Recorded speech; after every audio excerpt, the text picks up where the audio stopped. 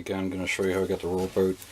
This is what they call a banjo right here. This comes out, this grabs for the recoil, or sorry, grabs the flywheel to turn it over.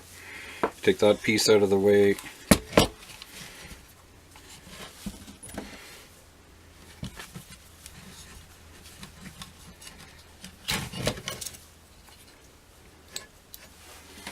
Got a pair of side cutters here. I'm just going to nip this rope off.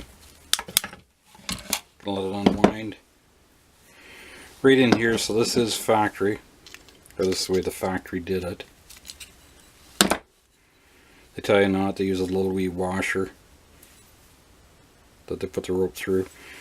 So it's definitely time for a rope right where I cut it. It was all starting to fray there. So what you do, it's just got a little snap, like a C-clip. Sorry, my hands are in the way.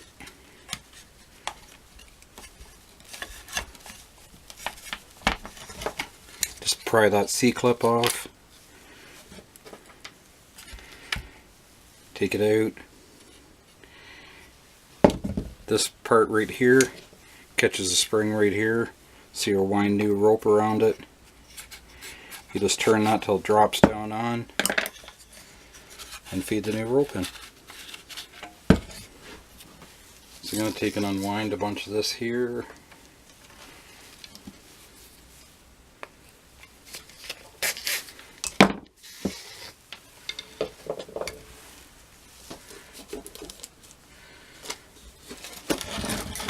So you always want to use the same amount of rope.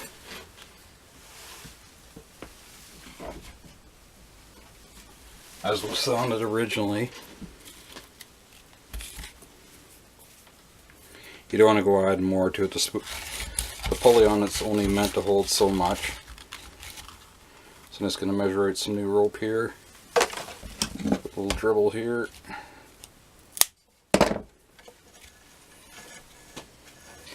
Get that out of the road. Then I like to take the propane torch. Just heat it up so it doesn't start to heat it up, melt it, so it doesn't start fraying and coming apart like that.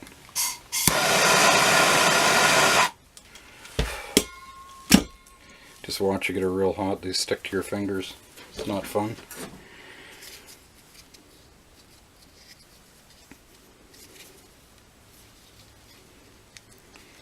Okay, so that just, there's a hole in there, it feeds through right there.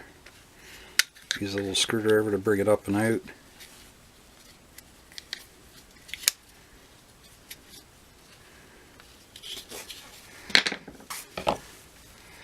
Put a knot in it.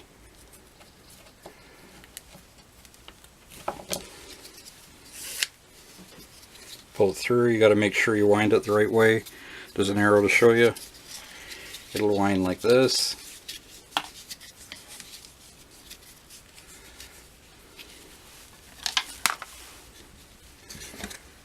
Now to get that thing to hook onto there.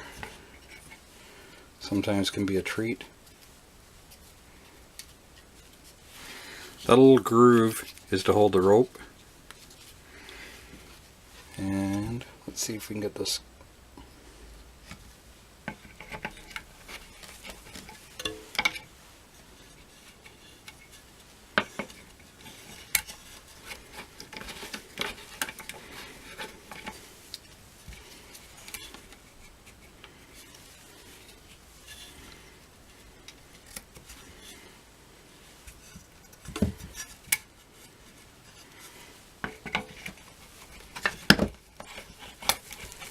I'm going to bring you back. I'm sure you don't want to see that. We're at 4 minutes now.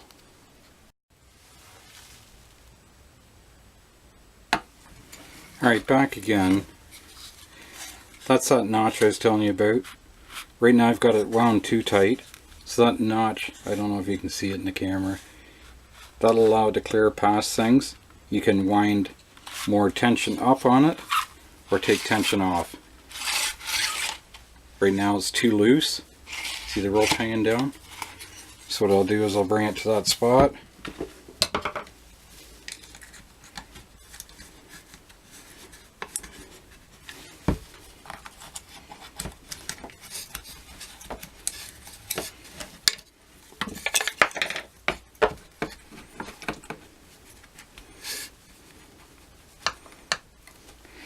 I've got it hooked on it in that opening.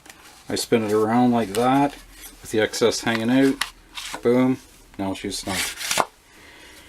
Another way too, I could have done this without pulling the clip off. It's not hard on this one, but a lot of them, you can feed the string through that hole, out the side, put it through on your handle, and then put your excess there, wind it, wind it, wind it, till you get the right tension. Anyway, that's it. New rope in there for the guy. And tomorrow when I get the fuel line nut, we'll take care of that and we'll put a new plug in. And we'll go back to him. Thanks for watching. Okay, back again. It's the next day. I've run my new chunk of fuel line. It's black, this one. I'm going to have to take out this grommet. This fuel line goes into there. And there's going to be a fuel filter down in the tank that won't fit through that hole. So I take a piece of wire like this with a bent hook on it and I'll go down inside the tank.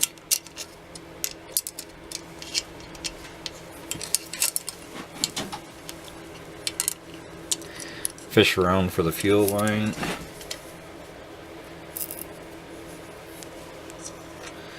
There we are. It's easiest just to pull it right out of the tank. And then we'll put the new hose on. Anyway, it's hard to see. Let's see if I can find a wrench.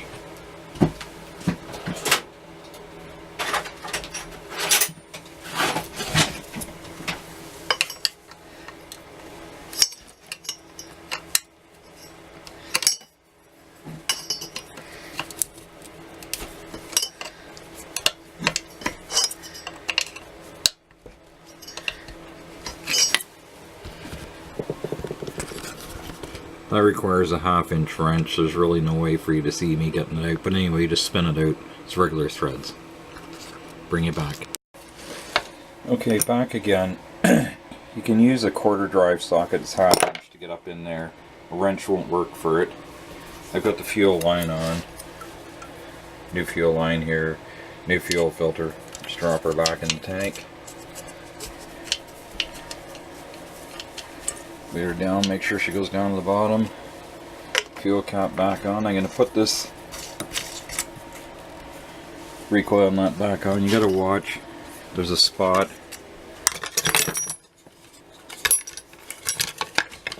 right there. That's where the fuel line's got to go through in the side just to make sure it doesn't get pinched. When you take them apart, you'll see that there.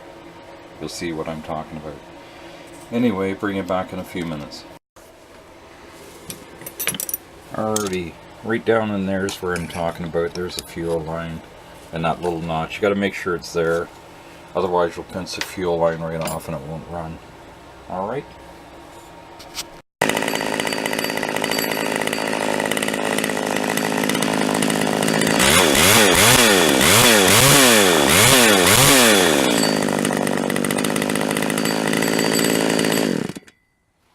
Alright, there you go.